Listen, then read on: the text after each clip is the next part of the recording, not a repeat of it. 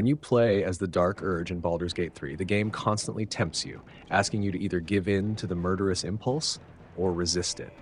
And when you do give in, Bhaal rewards you. Power, prestige, purpose. But that raises the question, what does Bhaal really want? What's his endgame? Why does he push you to commit these horrific acts? Is it just chaos for chaos's sake, or is there something more calculated behind the blood? Should you accept Bhaal and embrace your nature, or reject him and carve your own path? Let's dive in.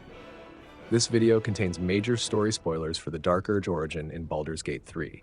If you haven't completed the game or plan to play as the Dark Urge, consider this your warning. Before we talk about the Bhaal spawn or Bhaal's grand plan, we need to understand who Bhaal really is. Before his ascension to godhood, Bhaal was just a mortal, a ruthless, power-hungry adventurer on Toril.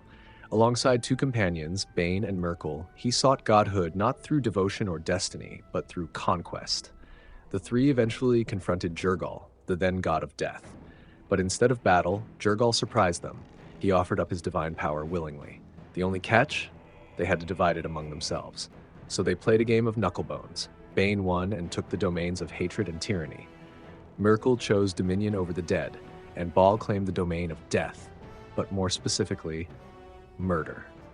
Bhaal became the Lord of Murder, a god who doesn't just oversee death, he glorifies it. Not the quiet death of old age or sacrifice, but brutal, senseless killing. His power feeds on bloodshed. His followers believe murder is not a crime, it's a divine calling. Over the centuries, Bhaal's influence has spread through cults, corrupted clerics, and terrifying avatars. From raising armies of undead in Sahuagin to poisoning the earth itself through cursed wells and dark rituals, Bhaal has never been subtle. He corrupts, consumes, and kills. Not to create, but to unmake. But for all his cruelty, Bhaal is patient, strategic. He doesn't want chaos for chaos' sake. Every drop of blood serves a purpose, and that purpose is where the Bhaal spawn come in. Now that we know who Bhaal is, let's talk about the Bhaal spawn, his children, his legacy, and the key to his resurrection. When the gods were cast down to walk the mortal world during the time of troubles, Bhaal foresaw his own death. He knew his time was limited, so before his fall, he scattered pieces of himself across Faerûn, not as artifacts or relics, but as offspring. He impregnated mortal women of various races, creating a generation of children who carried fragments of his divine essence. These were the Bhaal spawn, vessels of his power, each born with a piece of the Lord of Murder's twisted soul. This wasn't a random act of cruelty. It was a resurrection plan. Bhaal knew that one day these children would grow, fight, and ultimately kill each other.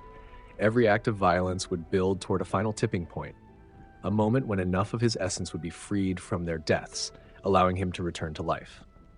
And it nearly worked. The Bhaal spawn crisis saw these heirs wage war across the Sword Coast, with blood flowing freely as Bhaal had intended. But in the end, his plan failed, temporarily. One Bhaal spawn resisted the pull of the murder god's influence and denied him rebirth. But Bhaal is patient. Years later, when the last surviving Bhaal spawn fell in battle, Bhaal's essence was finally released. His resurrection was complete. He returned, not fully divine, but powerful enough. And once again, the Lord of Murder began searching for champions, tools to spread death in his name. And that brings us to you, the Dark Urge. The Dark Urge isn't like the other Bhaal spawn. They weren't born. They were created, molded directly from a piece of Bhaal's own flesh.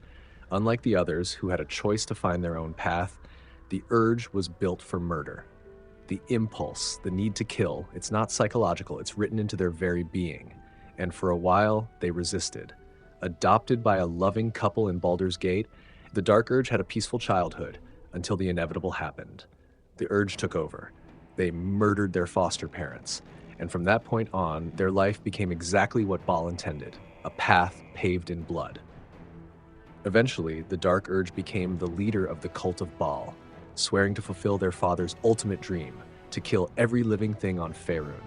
They allied with Gortash and Catheric Thorm, forming a trinity of chosen under Bhaal, Bane, and Myrkul.